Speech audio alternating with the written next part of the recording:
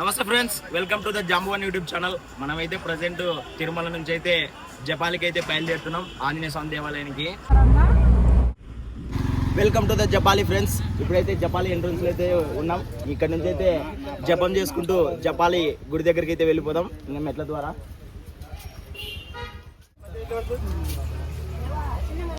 జపాలి మనం విన్నదానికన్నా చాలా ఎక్సలెంట్గా అయితే ఉంది. ఈ చెట్ల మధ్య, ఈ కొండల మధ్య అసలు ఈ అట్మాస్ఫియర్ అయితే ఎక్సలెంట్ నెంబర్ 1 ఉంది. అంత బాగుంది చూడండి. చెట్లు కొండలు అన్నీ పక్క పక్కనే చాలా బాగుంది. ఇంకా ఇక్కడ నుంచి స్టెప్స్ వచ్చేసి ఇంకా 300 స్టెప్స్ ఏమో ఉంటాయి అనుకుంటా. 300 స్టెప్స్కి దాటి వెళ్తే ఇంకా టెంపుల్లో చూద్దాం ఇంకా ఏమేమి ఉన్నాయో. పీస్ మాత్రం నెక్స్ట్ లెవెల్. అసలు శబ్దాలు లేకుండా నిశ్శబ్దంగా ఈ కొండల మధ్యన భారీగా అయితే ఉంది.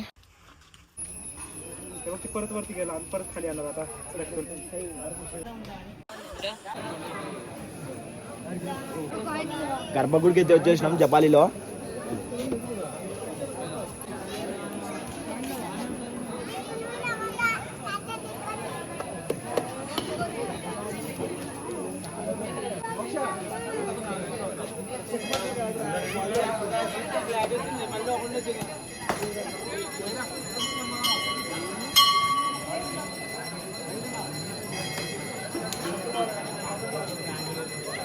చెట్ల మధ్యలో భారీగా ఉంది నిజంగా టెంపుల్ అయితే.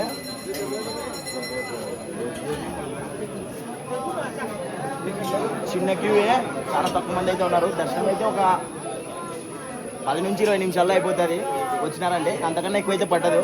ఏమన్నా హెవీ క్రౌడ్ ఉంటేనే కానీ ఎక్కువ పట్టేది, లేకుంటే మామూలుగా అయితే 10 నుంచి 20 నిమిషాల్లో అయితే దర్శనం కూడా అయితే కంప్లీట్ అవుతుంది.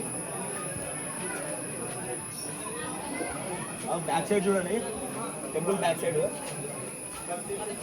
చుట్టూ temple back side front side వచ్చేటప్పుడు అంత భారీగా ఉంది. లొకేషన్ పరంగా ఎక్సలెంట్ లొకేషన్, మిస్ అయితే కాకండి.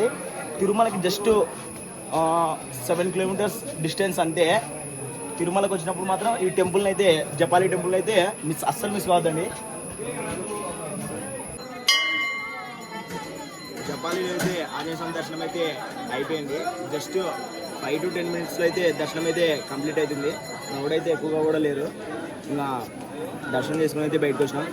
ఈ క్షేత్రానికి జపాలి అనే నేమ్ ఎట్లొచ్చిందంటే, పురాణాల ప్రకారం జపాలి అనే ఒక మహర్షి ఇక్కడ ఆంజనేయ స్వామి కోసం తపస్సు చేసినప్పుడు ఆంజనేయ స్వామి ప్రత్యక్షమై ఆయనకు వరం ఇచ్చి అట్లే ఆంజనేయ స్వామి ఇక్కడ వెలిశాడు. అప్పటి నుంచి జపాలి మహర్షి పేరు కాస్త జపాలి ఆలయంగా అయితే మారింది. ఇంకా అది దీని యొక్క స్టోరీ అయితే సింపుల్గా. ఇంకా చాలా ఉంది డెప్త్. సింపుల్గా అయితే ఇంతే. దర్శనం అయితే మాకు కంప్లీట్ అయిపోయింది. ఇక్కడ నుంచి అయితే రిటర్న్ అయిపోతున్నాం. రిటర్న్ నడుచుకుంటా పోతే